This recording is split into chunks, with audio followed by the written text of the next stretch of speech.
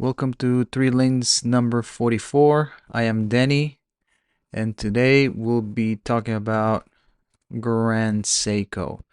We did an analysis of the Seiko brand, brief analysis, but still an analysis of the Seiko brand a few episodes ago. But I think one of the items missing from there was Grand Seiko. How does it come in? Why was it made? Um, and an in-depth analysis of it, and we definitely didn't do that last time. And Grand Seiko is technically a different brand from Seiko. Obviously, it was born from it. There's still some connection there, but it pretty much separated itself from the brand Seiko. So Seiko, uh, as we know, was born from this Sir Kintaro Hattori, and it was born in 1881, sorry. But Grand Seiko was established as an independent brand in 2017, and it has achieved really great growth. International sales increasing by 15% in 2024, and it has positioned itself as an alternative to traditional Swiss watches.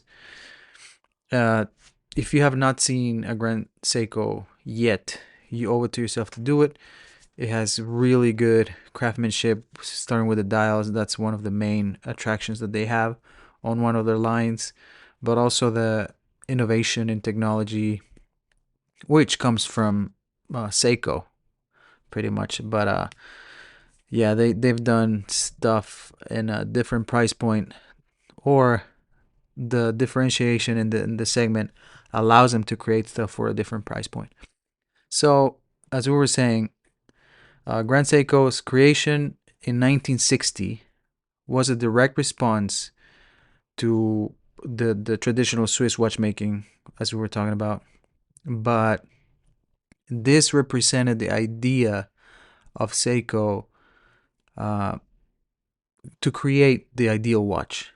And the brand Grand Seiko emerged from actually Seiko emerged from Kintaro Hattori, like we mentioned, founded in 1881 again, but was designed to challenge the perception that only Swiss manufacturers could produce luxury timepieces. But the strategic triggers for creating Grand Seiko was market competition, number one, and in the late 1950s, pretty much Swiss watches dominated the luxury segment of the market, and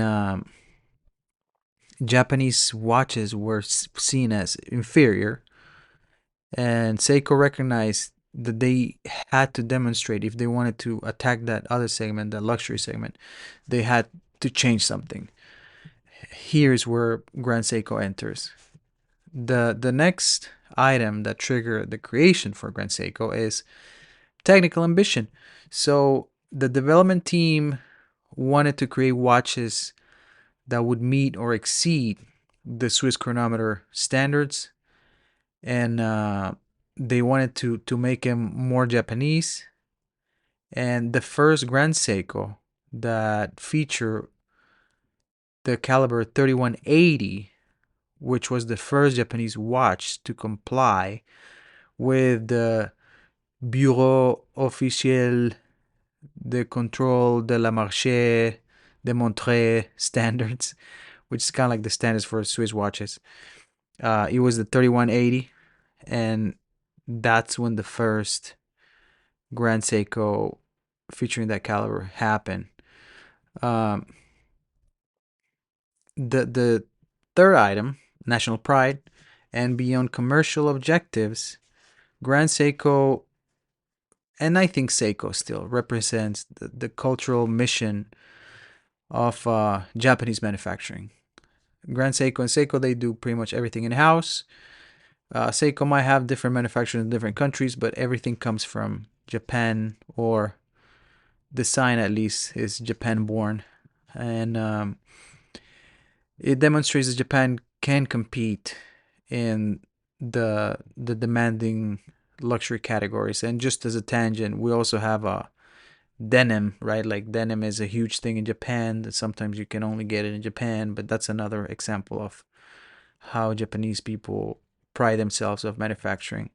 Where denim used to be a thing from the US, now it's a thing from Japan, and it's basically they're using the same machinery that we used to use in the US, but it is what it is. Evolutions through time, and the brand's development can be categorized. Let's categorize it in three sections: from the 60s to the 70s, which is the establishment from Grand Seiko and their Grand Seiko standard, which was plus minus 5 seconds per day, and the creation of the distinctive Grand Seiko style design language. This emphasized sparkle with quality, and that's quote unquote sparkle with quality. And it was through precise angles and flat surfaces. Then we have the next section, which is 1980s to 2000s. This was focusing on mechanical excellence, and it developed the unique technologies that we still see today, like the spring drive. If you don't know about spring drive, it's a movement that combines mechanical and quartz regulation. So basically, when you move your hand and your wrist, just like a mechanical watch, it charges the watch, but then the quartz kicks in, and that's what regulates the watch and makes it more precise. From 2010 to the present, the last and third category is the global expansion. So in 2017, the Grand Seiko brand became independent and started aggressive international marketing, and specifically in the US, where Grand Seiko Corporation of America was established in 2021. Some of the success factors, or analyzing the success factors from Grand Seiko. One of them is technical excellence and innovation, right? We know that Grand Seiko, you're not gonna get a misaligned bezel from Grand Seiko. Grand Seiko is completely different than Seiko, but it has some crazy technical achievements that a lot of times surpasses the Swiss competitors. And one of them is the spring drive technology. Like I was mentioning, this is a hybrid movement, and it generates energy mechanically, but it's regulated using quartz precision. And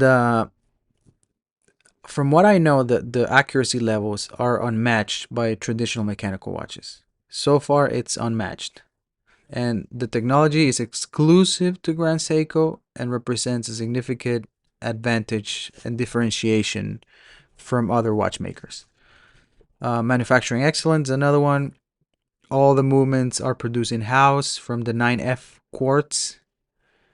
And actually, they grow their own quartz crystals, Grand Seiko, and they use them in their manufacturing.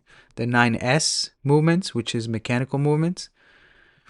And this is pretty much vertical integration, and it ensures the quality control and the innovation that they do um, at the brand, right? So it makes sure that everything is in house and everything is tightly controlled.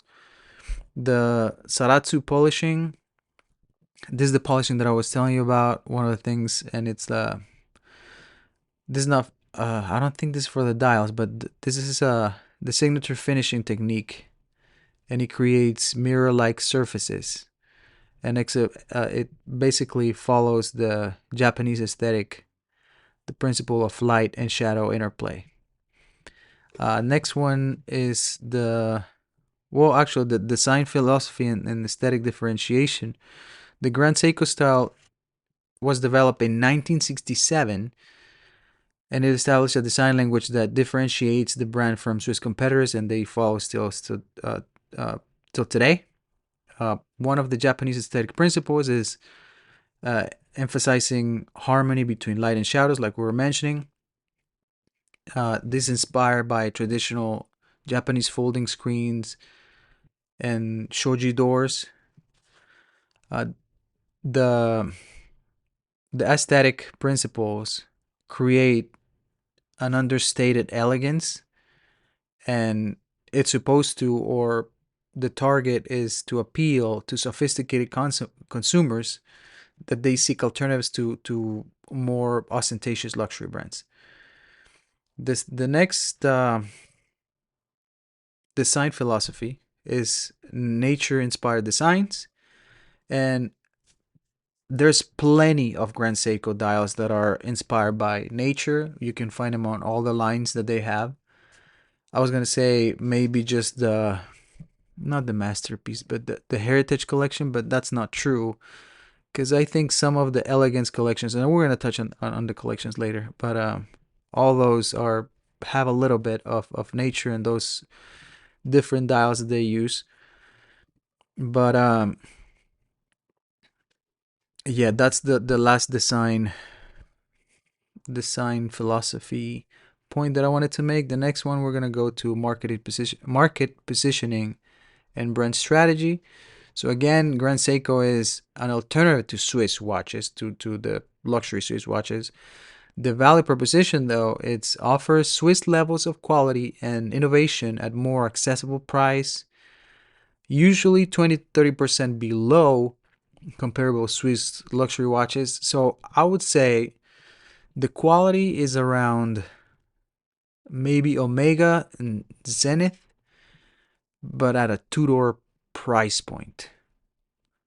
And I think I'm around, I'm pretty good on that assumption, I would say. The next is cultural authenticity. Uh, Unlike Swiss brands that rely on heritage, Grand Seiko is using a bunch of Japanese culture, nature, craftsmanship to differentiate themselves. This is the core competency that they use to differentiate from the Swiss brands. Next is the independent brand identity. Since 2017 and the separation from Seiko, there's no confusion. I mean, yes, you can say you can totally tell they're related, right? Because one is Grand Seiko and the other one is Seiko, but there's difference, right? You still know that they come from the same. It's like same but different. But he has his own luxury identity. There's nothing muddy there anymore. It's very well identified. Next, we have financial performance analysis, and the revenue and market performance from Grand Seiko. Actually, from the whole Seiko group for fiscal year 2024, Seiko Group achieved 304.7 billion yen, which is $2.1 billion in net sales. Then this represented 10.1% growth year over year. And the emotional value solution segment, which includes Grand Seiko, generated 188.3 billion yen. Yen, right? Not dollars. And this is 10.3% growth. If you want to know how much that is in dollars, then do the conversion. The international expansion success, let's see, global watch sales reached $1.22 billion in 2024 with 11.7% growth. And most significant international revenue for both Grand Seiko and Seiko grew by 15% approximately.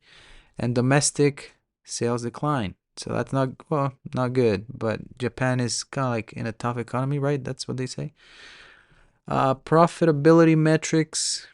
The watch segment maintains gross margins of 45 to 55% and operating margins of 8 to 10%. What does this mean? It means that the margin of everything that they make is 45 to 55%, and from the operations, meaning manufacturing, supply chain, all that stuff, it's 8 to 10%. Then we have premium, for premium spring drive models, sorry, the estimated profit margins range from $2,000 to $3,000 per watch after accounting for production costs and overhead. Well, that's pretty good. Market share, but again, like you see these numbers, but A lot of people are like, oh, why are they charging so much? You know, why are they making so much out of me? I buy this watch and then they make 2K, 3K. Kind of like butthurt. But that's how business operate, man. Like, you need to understand that a business purpose is to make money, right? Like to invest in more technology, more products, uh the future products that you might want to buy come from this money. And if they don't make money, then they lose money or they break even. Some of the owners might reconsider it, and you might not have a brand later on for you to call, hey, my spring drive broke, or something happens to your watch, nobody's going to be able to fix it. Little rant. But market share and competitive positioning. um it says Grand Seiko doesn't disclose specific market share figures, but okay, but Seiko is a public company, right? So just to clarify that, Seiko is a public company, and it's listed in the Tokyo Stock Exchange under the name Seiko Group, as you may know, Seiko Group Corporation. Sorry, but it has a diverse ownership structure, and Grand Seiko, while it is an international recognized luxury brand, is not a standalone public company. So instead, it operates within the Seiko Group as a subsidiary of the Seiko Corporation, and it is consolidated within the Seiko's corporate financials, meaning you're not going to see statements just from Grand Seiko, but as a Seiko Group as a whole. So yes, since it's not traded, there's some numbers that you might not see from Grand Seiko. If you're looking for public number disclosure, you might not be able to get that. But Seiko as a whole, you definitely will. Where was I? Okay. We read the performance, expansion, success. Yep. Because we saw the spring drive, 2,000 to 3,000 per watch. Yep. Okay. So, while Grand Seiko does not disclose specific market share figures because they're within the Seiko Group,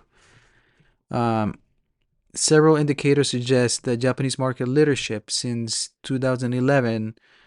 Grand Seiko sales, they have quadrupled in Japan through successful repositioning to younger demographics. That's interesting. But U.S. market growth, there has been definitely a market growth in the U.S. The brand has gained significant traction among watch enthusiasts in America, with the New York flagship becoming the largest Grand Seiko boutique globally. Then we have a Swiss competition. Industry analysis suggests that Grand Seiko is successfully competing actually against well-established brands like Omega, Breitling, and Tudor in the 5K to 10K segment. Now, I would like to do a 4P analysis, which is product, price, place, promotion. Product strategy, we have the core collections, which I told you I was going to mention, the master collection. This one is the pricey collection. So the masterpiece collection, there are some watches from 320,000 USD. This is in dollars if you didn't get it. 62,000 USD, 40. So the prices are up there, right? So these are pricey watches. I'm not going to tell you why, because I'm not going to look into every single one of them, but yes, there's that price segment there. Then we have by the way, this is ultra luxury. Consider ultra luxury, obviously, for obvious reasons. But the Evolution 9 collection, that's the next segment, and that one is you can find actually spring drive and mechanical on this line, and and the prices are between 40K down to 9,000. So between 9,000 to $40,000. You can find watches here. The next product line is the Heritage Collection. This one is the known for like the season watches, you know, like these are the most common ones, where the dial is like brush in a pattern of that represents either spring or fall. I don't know if the white birch falls into this category, but jeez, I got lost right here. I'm on Seiko website, Grand Seiko website, looking at the watches, but I think the white birch might fall into this category. Not completely sure. I'm not finding it. I don't know if it's discontinued. That's something that I will talk about afterwards. But well, that's the Heritage Collection. Elegance Collection. That one is you can. This is more like dressy watches. The previous Heritage Collection is more like kind of like sporty watch. Kind of like think of it as your Datejust type of watches. Then the Elegance Collection is more definitely dress watches, kind of like what is the name of that Rolex segment that it's all dress watches? You know what I'm talking about. If you don't know, then um, we'll find out later. But that's the third category, Heritage Collection. Oh, by the way, prices in the oh wait, Heritage Collection, I didn't say price, but you can find something between 32, which is like full gold, to like 7K. So it's not outrageous. It's up there, but nothing crazy like 40K or 300K. Then the Elegance Collection, these are like your dress watches that might not have a lot of water resistance and all that stuff, but you can find here between 5K and 9K watches, $1,000 watches. That's what I meant. And then finally we have the Sport Collection. This one is like more rugged watches, kind of like GMT, kind of like with a bezel type of watch, more like a dive watch type of piece. And these are gonna be between $7,000 to, let's call it, $17,000. Those are the segments of prices that you can find in Grand Seiko. I can leave the link for their website, if you want to go check it out. But there's a technology differentiation, sorry, and it's obviously the spring drive that we spoke about, mechanical quartz offerings. Then this demonstrate the mastery across everything that Grand Seiko does. The design innovation, there's limited editions and special models that create exclusivity, and they appeal to collectors, often selling out very quickly. Then we have the pricing strategy, which we kind of talked about, but it's pretty much a premium positioning. We have the entry luxury, which is 3K to 5K. I didn't see anything from 3K, so let's be real. Core range between 5K to 8K. That's, I would say, entry luxury would be between starting from 5K, because honestly, I don't find anything below that in Grand Seiko's lineup. There might be something, but you have to look. It might be a target, a piece target for ladies. A smaller case, smaller watch that might be cheaper. Then you have the premium one from $8,000 to $12,000, and then the masterpiece from $12,000 and up. So the strategic pricing evolution of Grand Seiko has been systematically moved upmarket since 2019, and they transitioned from value positioning to competing directly with established Swiss manufacturers.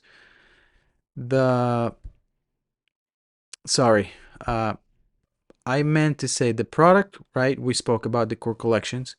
Pricing, the second P, we just touched on that. So we have 2 P's out of the 4 P's, and then The distribution strategy. Hold on, let me backtrack. I'm getting a little mixed up over here. Let's finish with the pricing because the value proposition we didn't touch on. It's indicates that Grand Seiko offers equivalent or superior quality compared to Swiss brands at 20 to 30% lower prices. So this creates a compelling alternative to old Swiss watches or old Swiss brands for I wouldn't want to say informed buyers, but a buyer that is looking for an alternative. Now we can move to the distribution strategy, which is place. And Grand Seiko uses a multi-channel distribution approach. And we have the flagship boutiques, New York, Paris, Tokyo. We have retail partnerships like Watch of Switzerland, Topper, which falls into authorized dealers. And we have multi-brand luxury retailers. Again, Topper, right? I think CH Premier, another jewelry that carries Grand Seiko. They have direct to consumer, so you can buy online. And they have also the GS9 Club, which I think you need to be a member to get special editions and events. There's finally the promotion strategy, which is the last P of the 4P. And Grand Seiko pretty much emphasizes education, craftsmanship, and cultural authenticity in their promotion. The messaging, we see the nature of time, which is their philosophy, and this connects Japan, natural beauty with the horological pieces that they have. Alive in Time is another one. It's a dynamic positioning, emphasizing innovation and movement. And then we have the Japanese heritage, which emphasizes cultural authenticity and traditional craftsmanship from the Japanese manufacturing. The marketing channels, we have digital marketing, content marketing, experimental marketing, and influencer partnerships. So digital marketing, we have ads through Google, Meta, YouTube, whatever. Content marketing would be educational content highlighting technical innovations and craftsmanship. Experimental would be like events, like the nature of time, kind of like immersive experiences. And then the influencer, everybody does it, having a celebrity wear your pieces. But the target market for Grand Seiko, we could say is and has evolved. Now they're probably looking at somebody between age gap between 25 and 34 years old. That's the largest segment. Then the secondary between 35 and 54. Gender, obviously, watches is a male predominant type of hobby. Ladies wear watches, and there's a lot that do enjoy watches, which I appreciate a lot. But and I don't know why. Like, I really think women with big diver watches, that should be like a trend, like a fashion trend, or like something that shouldn't be looked as bad, because I think that looks really cool. But that's I'm going on a tangent here. But the income, obviously, watches nobody need to watch. Nobody needs to watch, and these prices are mid to high income professionals with disposable income for luxury goods. And we have geography. We have the US is the biggest market, then Japan, and then we can clump UK, Canada, and South Korea. The profile that they're targeting is the watch enthusiast, obviously, cultural appreciators, value conscious luxury buyers, and alternative seekers, meaning people that are looking for not the traditional Swiss watch, but something different that it's comparable in quality and craftsmanship. And finally, we have the competitive analysis and market position. And like I said before, Grand Seiko competes primarily with between the 5 and 15K luxury watch segment. I think that's their sweet spot.